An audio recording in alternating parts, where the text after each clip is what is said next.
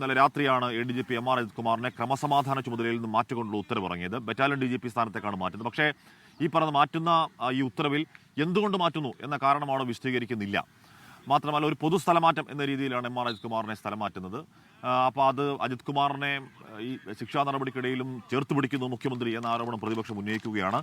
ഷഫീദ് റാവുത്തർ ചേരുന്നു. ഷഫീദ്, രമേശ് ചെന്നിത്തല പറയുന്നത്, good morning Shafeed. Ramesh Chennithala പറയുന്നത് RSS ചുമതലയിൽ നിന്നും ബറ്റാലിയൻ ചുമതലയിലേക്ക് മാറ്റി എന്നാണ് പരിഹാസം. അത് പ്രതിപക്ഷത്തിൻ്റെ ഒരു പൊതുപരിഹാസം എന്ന നിലയ്ക്ക് തന്നെ കാണാം. അജിത് കുമാറിനെ ക്രമസമാധാന ചുമതലയിൽ നിന്ന് മാറ്റിയിട്ടും സംരക്ഷിക്കുന്നു എന്ന പേരുദോഷം മാറുന്നില്ലേ ഷഫീദ്?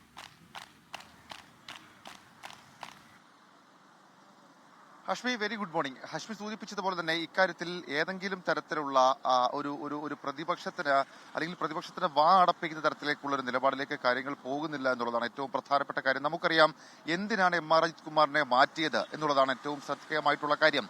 ആ വിഷയത്തെക്കുറിച്ച് മുഖ്യമന്ത്രിയുടെ ഓഫീസ് പുറത്തിറക്കിയ വാർത്താക്കുറിപ്പിലോ അതല്ലെങ്കിൽ പൊതുഭരണ വകുപ്പ് ഇറക്കിയ ഉത്തരവിലോ മിണ്ടിയിട്ടേ ഇല്ല എന്നുള്ളതാണ് ഏറ്റവും ഗൗരവമുള്ള കാര്യം. കാരണം DGPയുടെ റിപ്പോർട്ട് മിനിഞ്ഞാന്ന് ആഭ്യന്തര സെക്രട്ടറിക്ക് ആഭ്യന്തര വകുപ്പിലേക്ക് എത്തുന്നു. അതിനുശേഷം ഇന്നലെ രാവിലെ മുഖ്യമന്ത്രിക്ക് മുൻപിലേക്ക് എത്തുന്നു.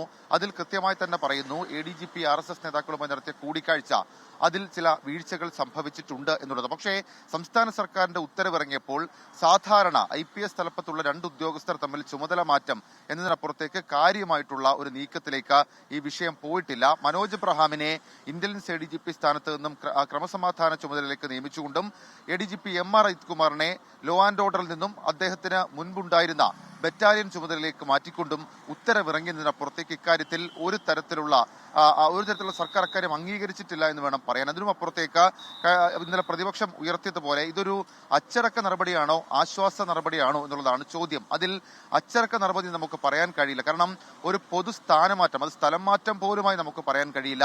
ഒരു പൊതു സ്ഥാനമാറ്റം എന്നുള്ള രീതിക്കാണ്, എന്നുള്ള നിലയ്ക്കാണ് ഇതുമായി ബന്ധപ്പെട്ട നിലവിൽ ഇപ്പോൾ ആ ഉത്തരവ് പുറത്തിറങ്ങിയിരിക്കുന്നതും വലിയ തരത്തിലുള്ള അനിശ്ചിതത്വങ്ങൾക്കൊടുവിൽ, അതായത് മിനിഞ്ഞാന്ന് വൈകിട്ട് റിപ്പോർട്ട് എത്തുന്നു, ഇന്നലെ രാവിലെ റിപ്പോർട്ട് മുഖ്യമന്ത്രി കാണുന്നു. ഏതാണ്ട് രാത്രി വൈകി ഇന്നലെ മുഖ്യമന്ത്രി സെക്രട്ടേറിയറ്റിലേക്ക് എത്തി. സമ്മർദ്ദം സഹിക്കവയ്യാതെ മുഖ്യമന്ത്രി ഒടുവിൽ ആ പച്ചക്കൊടി കാണിക്കുന്നു. അതായത് ക്രമസമാധാന ചുമതലയിൽ നിന്നും അജിത് കുമാറിനെ മാറ്റാനുള്ള പച്ചക്കൊടി കാണിക്കുന്നു. അതിനപ്പുറത്തേക്ക് ഇതിൽ കാര്യമായി സർക്കാർ ഒന്നും ചെയ്തിട്ടില്ല എന്നാണ് പ്രതിപക്ഷത്തിന്റെ ഈ വിഷയത്തിലെ വിമർശനം. അത് സർക്കാരിനെ ആ രീതിയിലേക്ക് എത്തിച്ചത് CPIയുടെ വിമർശനവും CPIയുടെ സമ്മർദ്ദവുമാണ് എന്നുള്ള കാര്യത്തിൽ തർക്കമില്ല. ഇന്നലെ CPI വീണ്ടും CPM ഷഫീദ്, എനിക്ക് തോന്നുന്നു CPI ഇപ്പോൾ ADGP മാറ്റിയില്ലെങ്കിൽ അല്ലെങ്കിൽ ക്രമസമാധാന ചുമതലയിൽ നിന്ന് മാറ്റിയില്ലെങ്കിൽ ഒരു സ്വതന്ത്ര നിലപാട് സ്വീകരിക്കും. പണ്ടൊരു മന്ത്രിമാറ്റ കാര്യത്തിലൊക്കെ കാലത്തിന്റെ കാലത്ത് CPIയുടെ നിലപാടൊക്കെ നമുക്ക് അറിയാവുന്നതാണ്. അങ്ങനെ ഒരു സ്വതന്ത്ര നിലപാട് സ്വീകരിക്കുമെന്ന് ഒരുപക്ഷെ ആ പാർട്ടിയുടെ ആത്മാഭിമാനം മുൻനിർത്തി അവർ കുറച്ചുകൂടി കർശനമായ ഭാഷയിൽ നിലപാട് സ്വീകരിച്ചെന്ന് അറിയാൻ കഴിയുന്നു. യഥാർത്ഥത്തിൽ ഇന്നലെ വൈകി വന്ന ഉത്തരവിന്റെ കാരണങ്ങളിലൊന്ന്, അല്ലെങ്കിൽ ഏറ്റവും പ്രധാനപ്പെട്ട കാരണം CPIയുടെ നിലപാട് തന്നെയല്ലേ ഷഫീദ്?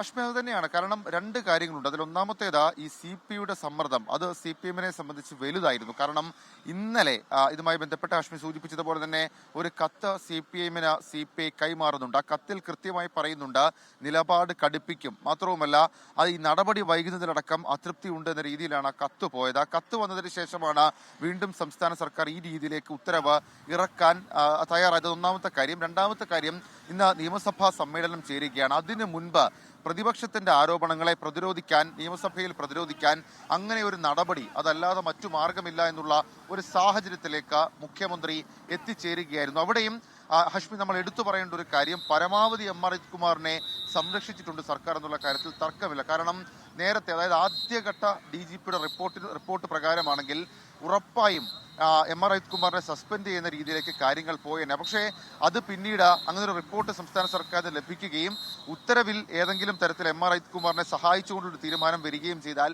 പിന്നീട് അത് കോടതിയിലടക്കം ചലഞ്ച് ചെയ്യപ്പെടും. ആ വിഷയത്തിൽ സംസ്ഥാന സർക്കാരിന് ഒരു ഭയമുണ്ടായിരുന്നു. അതുകൂടി മുന്നിൽ കണ്ടുകൊണ്ടാണ് റിപ്പോർട്ട് മയപ്പെടുത്തി ഉത്തരവിൽ കൈവിടാതെ മറ്റൊന്നും പറയാതെ എന്താണ് പുറത്താക്കലിന് കാരണം എന്നുള്ള കാര്യം കൃത്യമായി സൂചിപ്പിക്കാതെയുള്ള സംസ്ഥാന സർക്കാരിന്റെ തീരുമാനം, അതല്ലെങ്കിൽ ആ ഉത്തരവ്, മുഖ്യമന്ത്രിയുടെ വാർത്താക്കുറിപ്പ്. പക്ഷേ പ്രതിപക്ഷത്തിന് ഇക്കാര്യത്തിൽ വലിയ അതൃപ്തിയുണ്ട്. CPIയിലെ ഒരു വിഭാഗത്തിന് അതൃപ്തിയുണ്ടെന്ന് പറയുന്നു. പ്രതിപക്ഷം ഇന്ന് നിയമസഭയിൽ ഈ വിഷയം കൃത്യമായി ചൂണ്ടിക്കാണിക്കും. മുഖ്യമന്ത്രിക്ക് എന്തിന് അജിത് കുമാറിനെ ഇങ്ങനെ സംരക്ഷിച്ചു നിർത്തുന്നു എന്നുള്ള കാര്യത്തിൽ മറുപടി പറയേണ്ടിയും വരും. ഹഷ്മി. ഓക്കെ. അപ്പോൾ ഷഫീദ് റാവുത്തറാണ് ADGP MR അജിത് കുമാറിന്റെ വാർത്ത ഇന്നലെ ആദ്യം പ്രേക്ഷകരെ അറിയിക്കുന്നത്. അത് കഴിഞ്ഞ് ഇപ്പോൾ പറയുകയാണ് അത് അവിടെ കൊണ്ട് തീരുന്നില്ല എന്ന് പറയുകയാണ്. അതിന് കാരണം എന്തുകൊണ്ടാണ് ഇപ്പോൾ ഒരു പ്രേക്ഷകൻ പറയുന്നുണ്ട്, ദേശാഭിമാനിയിൽ വിശദമായി പറയുന്നുണ്ട്, അശ്വിൻ പറയുന്നുണ്ടായിരുന്നു. പക്ഷേ പുറത്തിറങ്ങിയ ഉത്തരവിൽ എന്തുകൊണ്ടാണ് ഇതിന് കാരണം എന്നൊരു കാരണം പറയേണ്ടതുണ്ടായിരുന്നു. ആ കാരണം പറയുന്നില്ല.